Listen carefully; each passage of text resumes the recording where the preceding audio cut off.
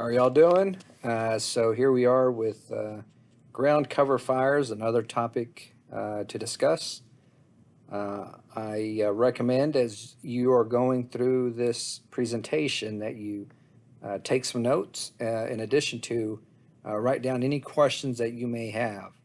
As a matter of fact, I'll ask that you write down a couple of questions to present to me, and that way we have something to discuss over this topic.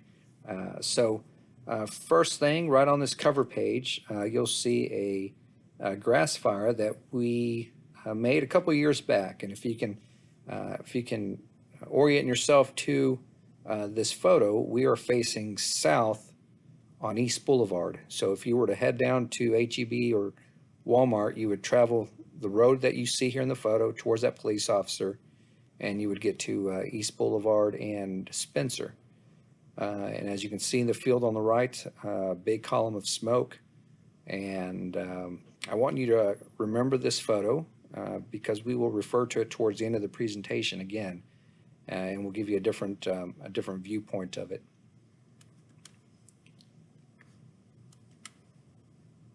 So right off the bat, I want to get into a couple of terms. And the reason I want to get into these terms really quick, and it'll seem like it's out of place with the presentation, but oftentimes I'm going to refer to fighting from the green or fighting from the black, and I really want you to understand what those terms mean. So when we say do not fight it from the green, we fight it from the black, we're referring to green being unburned fuels next to where the fire is. Now, this is not to be confused with the cold zone or a green zone or warm zone. A green zone isn't a safe area like you would hear used in other emergency response activities. The green zone here, or the green area, is an area that just is prime for fire. It's got vegetation that can burn. It's all it needs to be, all that needs is to happen is for there to be heat and oxygen and a reaction, a chemical reaction, and fuel. The fuel is the green there, and you have prime fire making activities. So again, green is area around the ground fires that is simply the opposite of what black is. And we'll get into what the black zone or black fighting from the black means here on the next slide. So take a look at this picture. You'll see a green area behind this firefighter, so to the firefighter's back, green area, and then you have the black area, which is what's burned. Traditionally, we say you should fight fires from the black or from the burned side. And the reason is because usually if it's burnt, there's no more fuel. And if you don't have any fuel, then you don't complete the fire triangle. And so that is a safe area, a safe haven for you. So if you're surrounded by black, then it's relatively safe because there's no fuel, as opposed to being out in that field in the back behind this firefighter that's still green. That would be an unsafe area if it was burning because there's plenty of fuel for fire to happen. So again, when we say fight it from the black, we mean fighting it from the burned side and making your way towards the green side. This will give you some safety. Now, there's still issues with fighting it from the black. It's still smoldering. There's still embers. It's still warm. So you're not quite out of the danger yet. It's just a couple terms that we utilize in the fire service. I want to jump right into PP as well because once we cover it, we really won't cover this again in this presentation. So as you can see, this firefighter up top on the top photo is wearing some type of fire gear or wildland firefighting gear. This gear is pretty lightweight, made of material that is flame resistant for a period of time.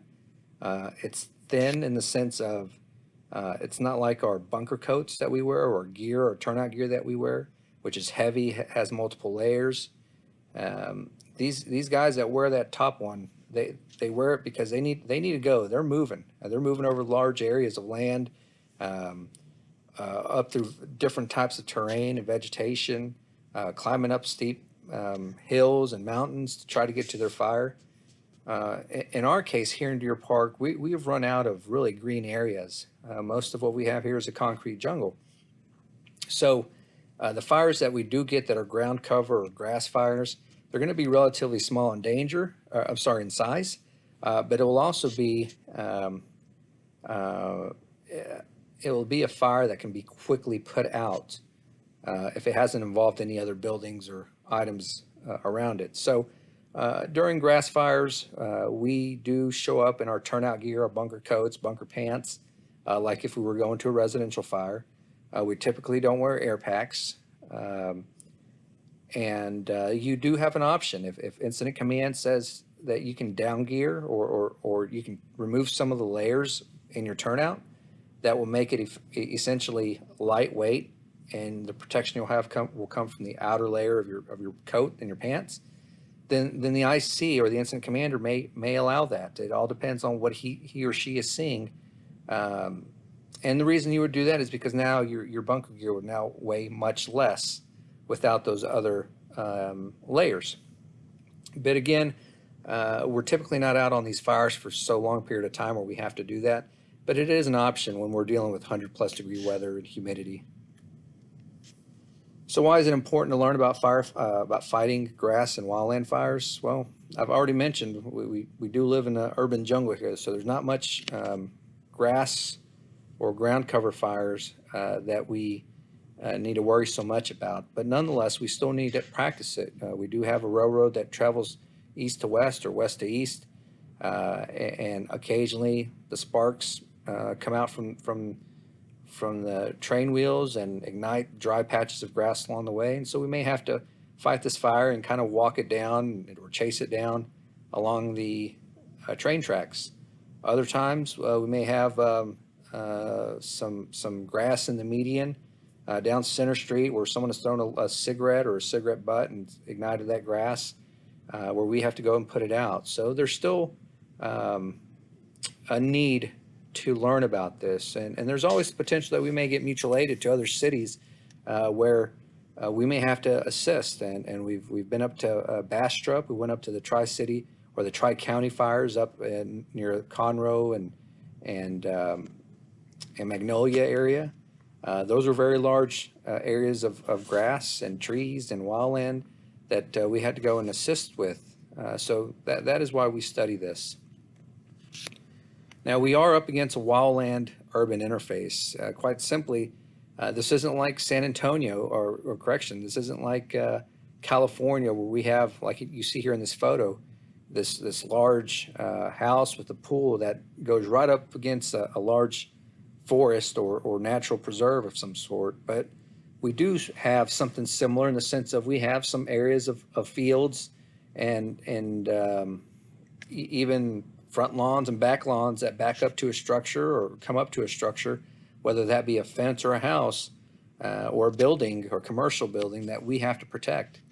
It wasn't much long ago this year, 2023, a couple of months ago, where we had to fight a grass fire that was, by the way, I will interchange grass and ground cover fire pretty often. So, but anyway, we encountered a fire that was getting closer and closer to commercial structure, and we really had to hurry up and put this fire out before it got to the structure. So we do have certain areas that are where there is an interface between wildland and the urban, or the grass and the urban.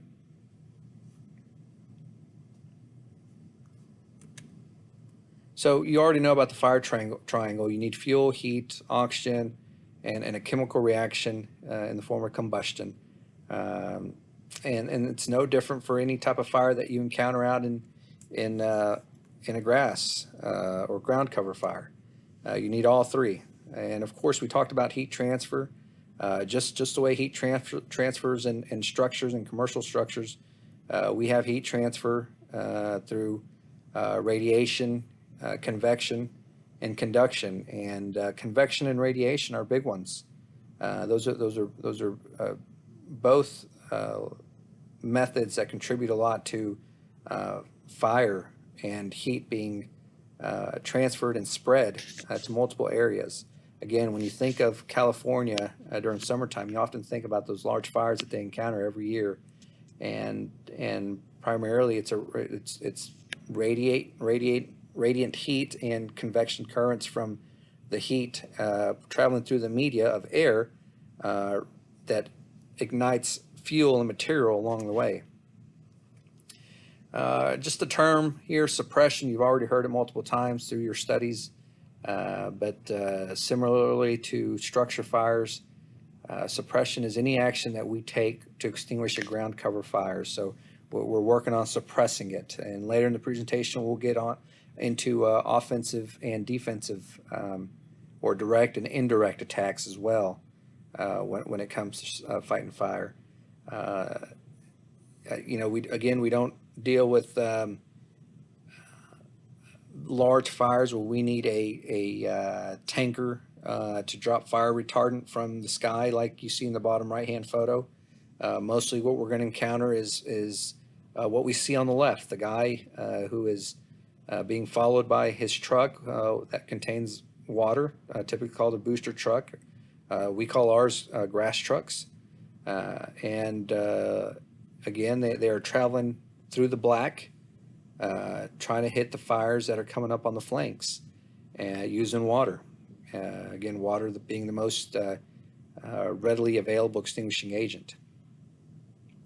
So, three principal environmental elements affecting wildland fire behavior.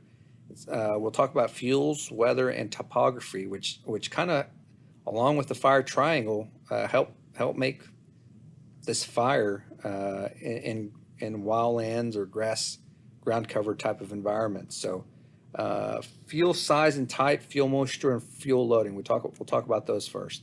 So fuel types. Fuel types that we're going to encounter are really going to be fine fuels all the way up to medium fuels. So we're going to have things like grass, leaves, twigs, sticks, and branches in the type of fires that we encounter here. If we're ever called during mutual aid, like we did at Tri-County, we got more into large trees, thick brush, multiple trees, like a Sam Houston forest type of thing. And there you encounter not only thick canopies of trees, but also the logs and everything that's kind of left over when trees fall or people cut them, which like to hide embers or sometimes are very difficult to get to those embers when some of those trees are rotted. A little bit about fuel moisture. Humidity plays a part on whether you'll have a good grass fire. When I say good, I mean a fire that's going to grow in size. When humidity is low, fuels dry out. When humidity is high, it's the opposite. The fuels are now wet. Just picture yourself being outside on a humid day and just the perspiration that you have. Well, very similarly, plants and leaves and trees and those fine fuels and medium fuels also, although they don't sweat, the dew in the morning, the humidity, the moisture in the air prevents some fires at times. Whereas when the humidity is low, there's a chance that there's no. When the humidity is low, there's not that much moisture out, so it's prime for fire to ignite because now you don't have to deal with overcoming the wetness of that fuel. Seasons, again during certain seasons like winter, spring, fall, where we have wet environments, rain and sleet, snow, hail, that type of stuff, you're not going to get a fire in those type of during those time of seasons. But as the fuel starts drying out and as the rain stops and we have drought environments, then the increase of fires are there. And then time of day. I always go back to football, playing football back in junior high and high school. And I remember in the early mornings going to practice in the mornings. We're talking about 6 a.m. And you would get out there, and the first thing they'd make you do is stretch. And so you'd have to get down on the ground in the field, and you'd have to start doing stretches. And you'd only been out for minutes, and you were already drenched because of the dew that's on the grass.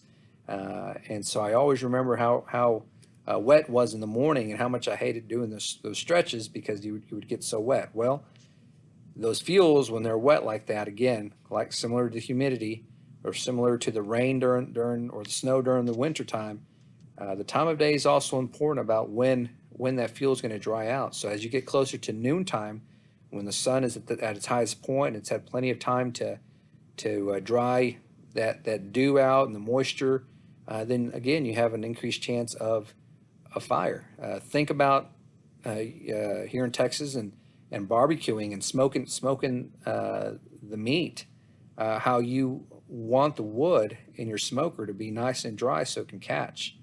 But if that log is still green, that fire is going to take a while to dry that moisture out and to finally catch, and it's going to make cooking your barbecue a lot longer to do.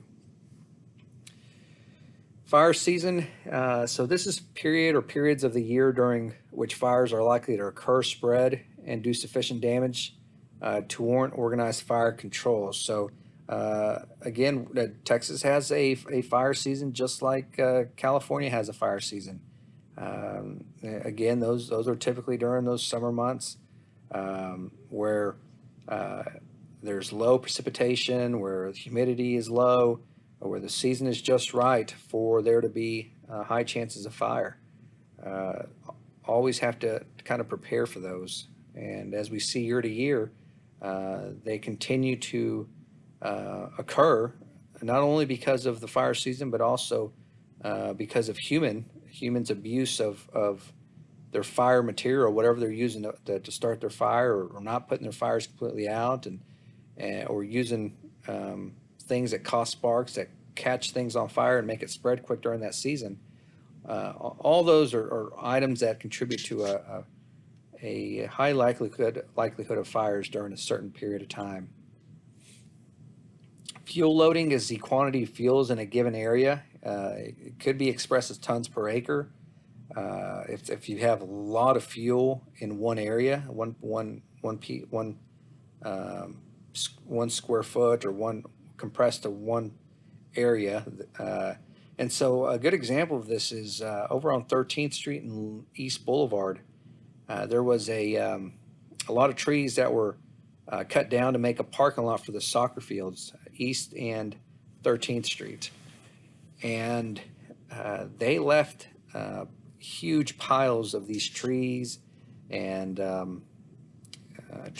logs and brush and all that into these piles along the way. Well, that's significant of a fire hazard in the sense of you've got a tremendous amount of fuel concentrated in one area, where again all you need is some heat, plenty of air, and oxygen and heat and fuel, and you have yourself a perfect recipe for a fire. So fuel loading is important, and it's really good to understand how your larger fuels ignite and burn slower, and your larger fuel size contributes to slower spreading or a longer duration fire. So the way to explain this is you have a twig and you have a log.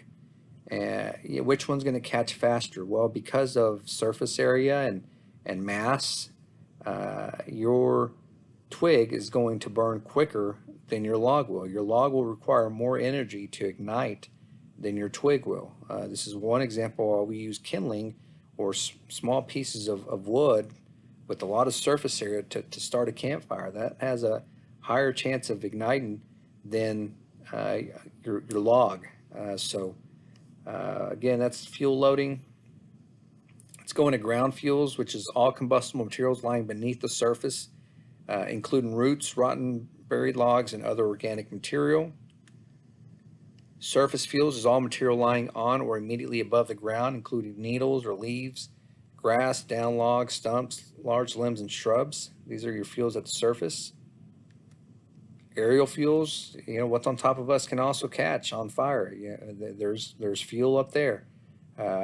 All green and dead materials located in the upper forest canopy, including tree branches, moss, and high shrubs.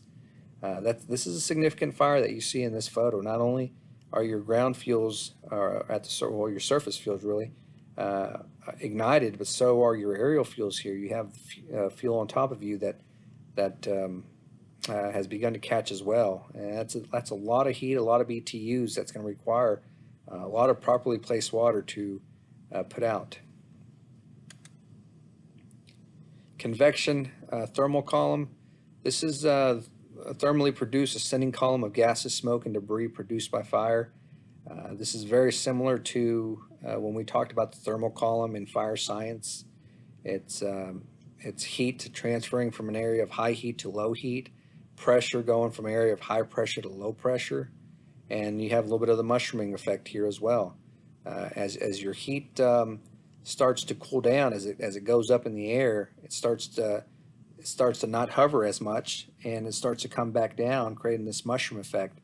As smoke begins to go from an area of high concentration to low concentration, or high pressure to low pressure as well, it helps create this not only will it become a rising column, but it also will create that mushroom effect that we see in these thermal columns. So it's quite often that you'll hear units going in route advise that they have a working fire based on the thermal column that they see, or this large plume of smoke that is coming from the fire itself, and it's making its way into the atmosphere. So we talked a little bit about weather and really in the fire season and precipitation and so on. But just kind of quick little summary here. Temperature effective temperature is important because fuels that are preheated by the sun burn more rapidly than cold fuels. Talked about that, how during football practice, getting wet in the morning just from being on the grass, yet at noontime when the sun had dried that fuel, or the grass that is, that fuel became prime for fire. Wind, there's plenty of oxygen in the wind, plenty of oxygen around us, so having plenty of wind will contribute to allowing that fire to spread quicker, but it'll also allow that fuel to dry quicker. It carries moist air away, replacing it with drier air, and like I mentioned, it dries fuel. A little bit more on weather. Precipitation increases fuel moisture. We know that. We know that when it rains, especially during a drought, we're thankful for the rain because it's going to get in the soil. It's going to allow those leaves and the trees and the grass to soak up that moisture, and that just lessens the chance that there will be a fire. Here's a little bit about how the day and night, just a period of day and night influence the weather around us. So during the day, higher wind speeds, lower humidity, higher temperatures, and fire is harder to suppress. This is more of a generic slide. This isn't necessarily an always. Nighttime, lower wind speeds, higher humidity, lower temperatures, and fire is easier to suppress. Again, this is generic. I would argue against some of these, but the generalities is what this slide covers. A big thing on these ground cover grass fires, topography, and this refers to the changes of elevation in the land, as well as the position of natural and human-made features. So the best way I can explain this that makes sense to you is, if you remember back in elementary school, you had the globe of the world in front of you, and on that globe, if you ever ran your hands across some of these globes, you would feel the terrain, you'd feel the kind of like the mountains and the ridges and stuff, and you could feel that around the world just by hovering your hand around that globe. Well, that's what topography is. It's kind of the up and down and the lay of the land per se, and it's very important in when we deal and talk about grass fires and ground cover fires. For example, you have a fire on an incline here, and just from the topography, how it impacts the fire, using convection and radiant heat, that fire is closer to the fuel, as you can see in this picture, just by natural elevation. The slope of this hill is allowing that fire to preheat the fuel ahead of it a lot simpler than if this was flat. So a little bit of almost like a chimney effect in the sense of the heat and smoke rise. But in this case, as it's rising up the slope, and it's preheating the fuel ahead of it, and eventually catching it on fire unless it's stopped. Topography is broken down into three parts: aspect, which is direction a slope faces; slope, which is a steepness, like you saw in the last photo; and then terrain, which is the local features of the land. So position of the slope. So the steeper the slope, like you see in this photo here, again using radiant convection heat transfer, your fuel ahead of that fire and ahead of that smoke, and remember, smoke is fuel. Smoke also contains heat, so that heat is helping, along with the fire itself. It's helping prime the fuel ahead of it, dry it out, get it elevated in temperature, so it could begin igniting as well. Wind currents through convection will also help spread that fuel on this slope. Burning embers can always roll down the hill, setting new fires or spot fires, but also particles that are in the smoke itself can also rain down in other areas and create spot fires as well, which is again why it's important that we understand topography and how that impacts what may occur with fire. Terrain refers to special land features or obstructions.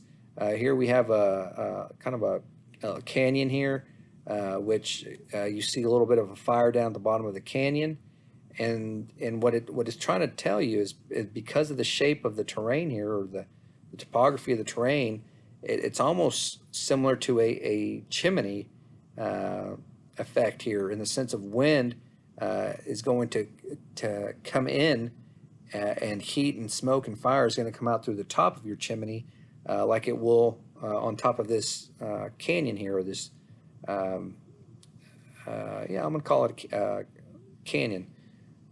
Wind will take the path of least resistance, which can cause turbulence or eddies on the low side of obstructions. So all that to say, wind can have an impact on your fire, depending on what type of terrain you have encountered. So let me go back on that. Let's go back. One thing I'd like to mention is if you ever walk down near some of our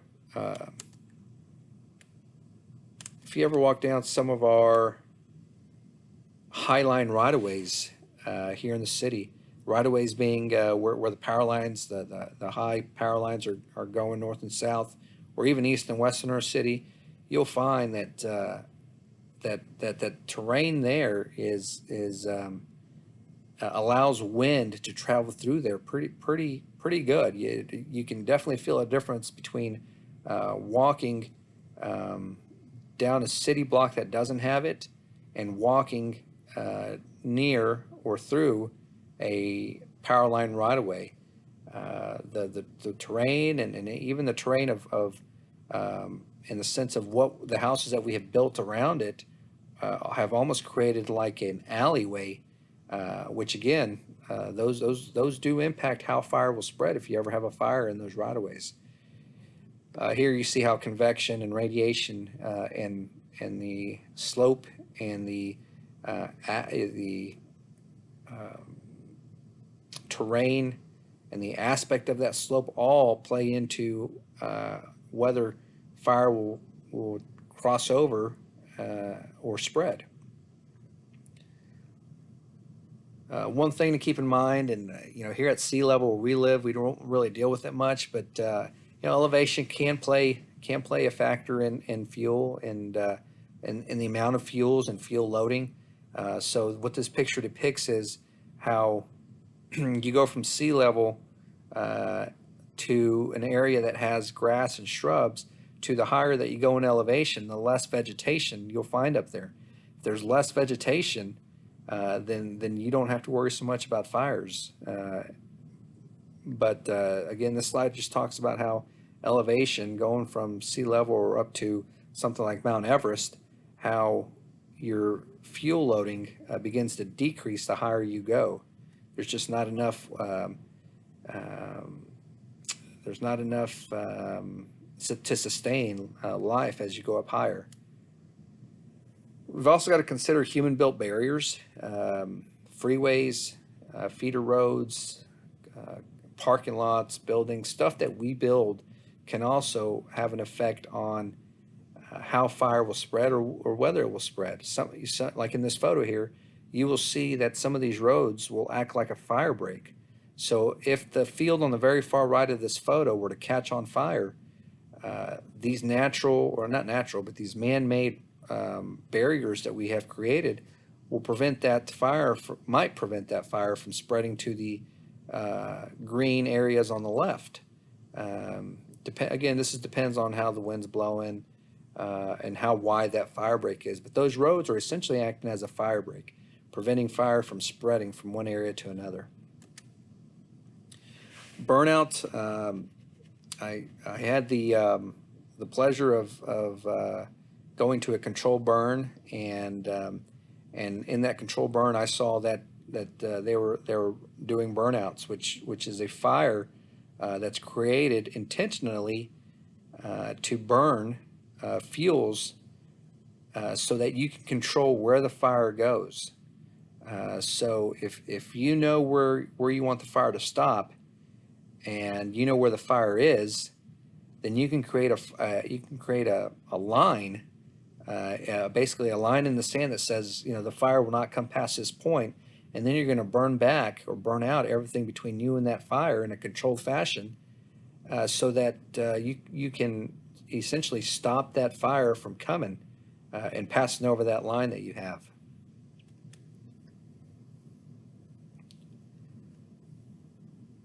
These backfires are fires set along the control line, usually very close to the fire. It's typically a last-ditch effort. A backfire differs from a burnout, and the backfire is used when the fire is advancing quickly and there's not time to plan ahead and choose specific weather and terrain conditions. So on the last slide, you drew the line on the sand, and you said, I'm going to not allow the fire to spread from here, and I'm going to start burning back towards it. Whereas in this case, the backfire, you're burning from the fire towards the green, so that because you don't have enough time, that fire is progressing so quick that you've got to burn and have some control of it, but you don't have time to go down ways and create that line in the sand. Anatomy of a fire. We'll talk about all these, and we'll kind of come back to this slide. But the origin of the fire is where it's suspected or where it's believed that the fire had started, and depending on which way the wind blows depends on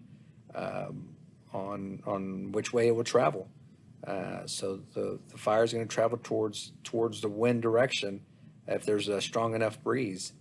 So the head of the fire is the part of a ground cover fire that spreads most rapidly.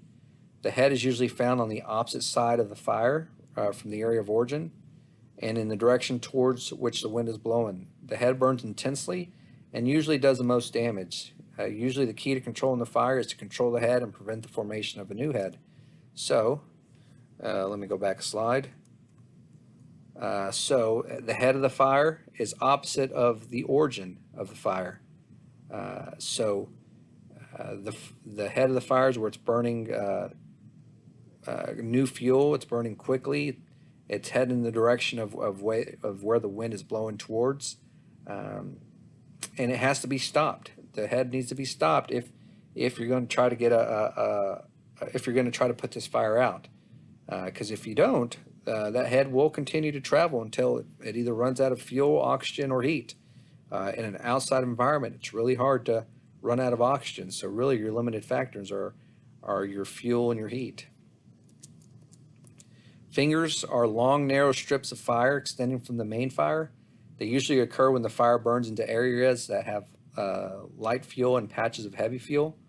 Light fuels burn faster than heavy fuel, which gives a finger effect. When not controlled, these fingers can form new heads. And we'll go back to this photo and you'll see the multiple fingers that are coming off of this fire. And so the reason they look like fingers is because, again, some fuels burn more quicker than others, depending on what the terrain looks like or what that field is made out of. So dense, heavy wood is going to take a while to light off, while your finer fuels and surface fuels are going to burn, and they're going to take off. And your heavier fuels are not, which creates that little void in those fingers there. Perimeter is the outer boundary or the distance around the outside edge of the burning or burned area. It will continue to grow until the fire is suppressed, also commonly called the fire edge. We call it a perimeter here. And so this entire red line would be the perimeter of the fire. This is the perimeter of the fire here, where the red line is. The heel or the rear of a ground cover fire is the end opposite of the head. Because the heel usually burns downhill or against the wind, it burns slowly and quietly and is easier to control than the head. Now you may want to confuse this with origin, and it's not. The origin is where the fire is believed to have started, and the fire is going to spread in all directions from that origin, depending on how much fuel and all that good stuff. So the wind direction is causing the fire to spread towards that wind, and that's where you're going to find the head. But from the origin going backwards against the wind, you will continue to have fuel there, and your fire will burn. It's just going to burn at a slower rate because it's going against the wind. So those areas are much easier to control. Spot fires are flying sparks or embers that land outside the main fire, causing these spots. Spot fires present a hazard to personnel and equipment working on the main fire because they could become trapped between the two fires. Spot fires must be quickly extinguished or they will form a new head and continue to grow. Again, these spot fires are picked up by the wind, or maybe even picked up by you or your truck, and it carries that fire or that spark to a unburned area outside of the perimeter there, and it could catch, it could start a new fire, or it could create a fire, that is. So one thing to keep in mind is in between these fingers, though, I forgot to mention during the finger slide, is if you find yourself in between the fingers, that is a dangerous spot, because you're essentially inside of a pocket where you're surrounded by fuel. You're surrounded you're surrounded by fire from two sides, or three sides really.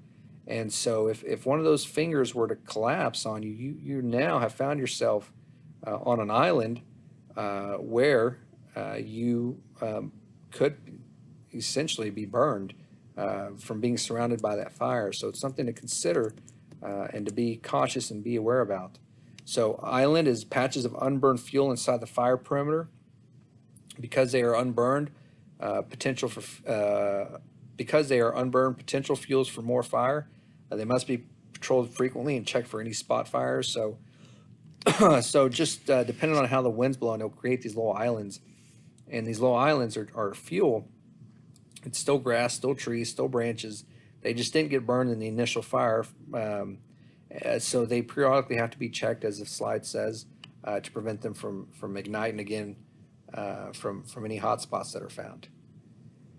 Fire behavior, so the magnitude and direction and intensity of the fire controls how bad this fire is. The stronger the wind, the more fuel, the higher the fuel loading, the lower the humidity, the lower the precipitation. All these items play to how dangerous this fire will be, how much damage it will create, and what that fire behavior will look like. Is it going to be what they call a raging inferno, or is it going to be a slow, slow behavior, just a slow, steady moving fire that we can easily put out? Incendiary fire is fire that is deliberately set by someone. Um, Incident commander is a person responsible for all suppression and service activities on a fire. This is the person that creates a plan, uh, and and um, and that plan is always changing. There's always a plan A, a plan B, a plan C, uh, to to stay on top of these fires. Size up. So all our fires have to have a size up, not just by the incident commander, but by responders, by you all that's responding to these fires. Even these grass or ground cover fires need a good size up, an ongoing size up. So while we're going en route, we are sizing up the smoke. We're seeing what is the volume of that smoke, what is the color, how's it moving, the clouds, type, size, and movement. That really plays into big, larger fires. But weather and time of day and best access route, keeping in mind people leaving the area, and that is more for the sense of to determine if it was lit on fire on purpose, what communication channels we're going to be on operating at this fire. And then there's a size up on arrival. What is actually burning? What is the fire behavior? What's the rate of spread? What is being threatened? What needs to be prioritized first? Should you attack the fire first, or should you attack the fire that's closer to the building rather than the fire that's in the middle of the field? Topography, people at risk, populations at risk, access to the fire. Can you put out a fire quicker by going around the gate, or are you going to have to cut the gate to go through it? Point of attack, where the origin is, and what resources you're going to need. So this is all part of a size up. So you look at the photo, and this is Deer Park firefighters in that photo, and here you may have been dispatched to a grass fire, and that may be what the report is. Just the passerby from driving by the highway says, I'm going to call 911, and they call 911. They say, hey, we've got a grass fire.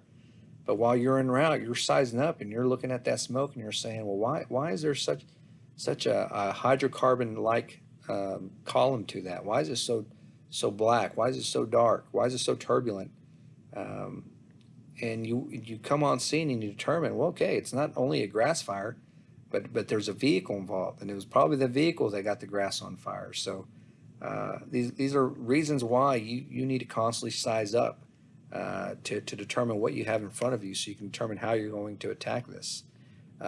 If you showed up with a grass truck carrying 100 gallons of water, you may not have enough to put out that vehicle fire. You may need an engine carrying 500 plus gallons of water, 750 gallons of water to fully put that vehicle out, and the fire that grass fire that's happening around it.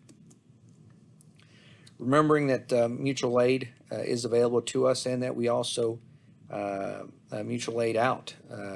What they call us for help too.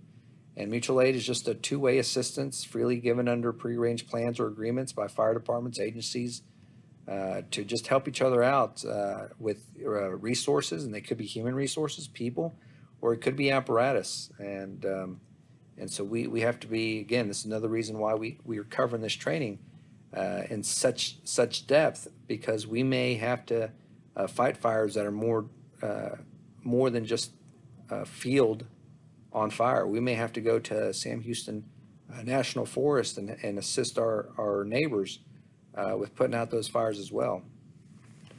So how are we going to extinguish this fire? First thing we got to do is we got to cool the fire, or not first, but we can either cool the fire, we can remove the fuel, or we can smother the fire. Right? This just goes back to removing those elements from the fire triangle or fire tetrahedron. So we can do a direct attack. So as the name implies, a direct attack suppresses a fire by attacking the flame front directly from within or from outside the burned area. So a direct attack may involve extinguishing the fire by cooling with water, foam, or interrupting the flaming process with chemicals. While the use of water makes the attack more efficient, in many cases a direct attack involves smothering the fire with dirt, or removing the fuel. So this photo, you see this guy that has gotten a shovel load of dirt and is trying to smother the fire out, trying to prevent the oxygen from getting to the fire by essentially burying the fire. So some advantages and disadvantages of that direct attack. The primary advantage is that you're there. It's easily accessible sometimes to fight that fire when you're right on top of it and are able to do something about it. But back to the slide here. Primary advantage of direct attack is that firefighters are close to or working in the burn area, which may be used as a safe zone in the event of a threatened condition. So you could always retreat to the burned area when you're doing a direct attack. So some major disadvantages of using a direct attack is that firefighters are exposed to heat, smoke, and flame during operations, whether utilizing hand lines or hose lines or constructing a fire line. Embers may blow across the line and start spot fires. And constructing fire lines with hand tools is physically taxing. The work we're going to do is physically taxing, but again, the advantage of a direct attack is that we're right there, we're right on top of it, we're able to do something right then and there, but it doesn't always go out that quick. Here you have a flank attack, which is a direct attack in the sense of you're working your way up to the head of the fire. This is how we most commonly attack this fire here in Deer Park. We usually use a flank attack. We start from the black and we work our way towards the head of the fire, and we start attacking the flank or the the sides of that fire, and we work our way up to the head and eventually put it out. But there are times where we have to maneuver very, very quickly to that head of the fire to stop its forward progression. And sometimes we can do that using large monitors like the deck gun, properly placed if we have access, or that means riding right up to it and quickly extinguishing what we can, keeping in mind that fire, that we're in a spot where that fire could continue to grow into. Here's some of our tools that we utilize. We've got the flapper tool on the left. This is on a long, kind of almost like a broom handle. And so you can use that tool on the left to either smother the fire, even sometimes kind of fanning that fire and making that fire die down. You have a rake as well to maybe gather some fuel, where you can extinguish it with some water all on one area, or by maneuvering some dirt on top of that fire like you would with a shovel. Now there's an opportunity that we may have here in the future to utilize something like backpack blowers for the type of fires we must normally encounter here in the city. These backpack blowers actually work pretty well, and you may think, well, aren't you going to give it more oxygen? Well, yes, you are, but what you're doing is you're accelerating that fire, the fuel being consumed by the fire. You're allowing that process to continue quicker, which gives you some sort of control on this, where you can prevent that fire from spreading to the next bit of fuel, because you're keeping that heat down, you're burning the available fuel down, and so it's not allowing that fuel or the heat in the fire to spread into that next available green area. So this normally works well on grass fires like you see in the photo, this is more like a hayfield. But this strategy would not work very well if you have a lot of leaves on the ground, because what you're going to do at that point is you're going to push all those leaves to an area, and if you've ever blown leaves in your yard, you know how difficult it is to corral those leaves or to get them going in the direction that you want. So if this field were full of leaves here, then this strategy would not be the best way of doing to extinguishing this fire. Indirect attack is an attack that sacrifices a certain amount of vegetation or other exposed values. Indirect attack is used when the intensity of the fire makes direct attack unsafe. The fire develops long fingers. There's not enough time to develop a control line at a fire's edge. Those are reasons to use this type of attack. In an indirect attack, fire suppression forces are withdrawn to roads, trails, or other national fuel breaks, or to a pre-constructed control line. personnel must identify existing safety zones or construct new ones. So you're essentially making fire breaks, you're separating fuel, you're developing that line in the sand using this indirect attack. Here is a video. Let's see if I can get it a smooth transition here. So let me get this slide. There we go. So here is an example of an indirect attack. So what you'll find here is that a farmer's valuable crop is in danger of being burned due to this fast-moving fire. So you'll see he will not employ a direct attack. He's not going right to the head of the fire and doing something about it. Instead, he's going to create a fire break with his machinery. And so that fire break will allow, will create a separation in the fuel from the fire and will prevent that fire from spreading. So here is your farmer, and he's there he is now, and he's creating a fire break there. So what he's essentially creating is a gap that fire must now jump over in order to catch the other side on fire. And depending on how strong that wind is, if it's not that strong, this strategy works well. If that wind is really strong, then it's going to push the convection currents. It's going to push fuel and create spot fires. And so this is an example of an indirect attack. But just look how quickly that fire moves when you're dealing with these. These can be very dangerous. A lot of firefighters have died fighting what many believe to be an easy fire, but there's nothing easy about this. It can hurt someone just like a fire in a structure can. So topography there, what are the weather conditions contributing to the fire growth? We saw the wind, how quickly it was causing that fire to move. You got to be thinking about where that fire is going to go, how fast. That's part of your ongoing size up that we talked about a couple slides back. So a lot of what we're covering has to be utilized as we're attacking these fires. Mop-up is a term used to describe extinguishing residual fires to make sure it doesn't continue to spread outside of an established containment. Care needs to be done to ensure it will not continue to burn once fire department departs.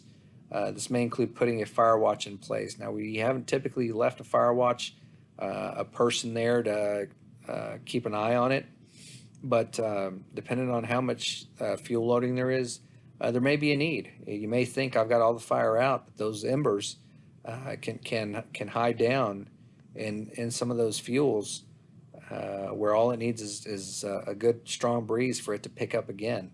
So we really have to take care in mopping up and picking out, extinguishing those residual fires that may be hidden.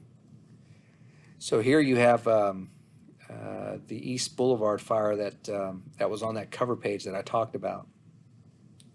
And again, if a passerby had called this in as a grass fire, you should be looking at that thermal column. You should be looking at the smoke, and it should be giving you signs that this is not a normal grass fire. And so the sign here in our case was that a vehicle was burning in the middle of that field. So not only did we have a vehicle fire, we had a grass fire that was rapidly moving to the south, where we had to do a direct and indirect attack. We had to utilize some mutual aid departments to come out and assist so that we could put a quick stop to it, because there were houses that were being threatened. Here's another view. This is looking northbound. You can see where the origin was. The origin was at that vehicle. You can see how the fire spread to the heel, which is the very top of this photo, how that's a slow-moving fire heading against the wind. Now, at the bottom of the picture, you can see how that fire progressed southbound, because of the wind. The wind was picking up. There was a right amount of wind. There was fuel. You had plenty of oxygen. And so that fire carried to the south pretty easy, and it made it where we had to move quickly to stop that fire. What is my approach to this fire on East Boulevard? So we had to go off-road. You can tell from those road tracks, tire tracks on the field that we had to go off-road, and you have to get intimate sometimes, and you don't have long hand lines or long hose reels to get you out in the middle of the field. So you have to go out and you have to physically get near that fire. Things to think about during your size up. We talked about your size up en route. How are you going to get to it? What school zones are you going to have to cross? Can you avoid the school zones by going a different route? How do you fight this vehicle fire when you're in the middle of a grass fire? These are all things to consider. Again, typically you want to approach this from the burn side or the black side, and work your way towards the head of the fire. So here's a couple scenarios. Look, and I want you to write this down as part of your homework. I want you to remember this photo here, and I want you to answer these questions. What are fire hazards on these properties that can create a fire like this? And what can you do given the authority to prevent? So what are fire hazards on these properties that can create a fire like this?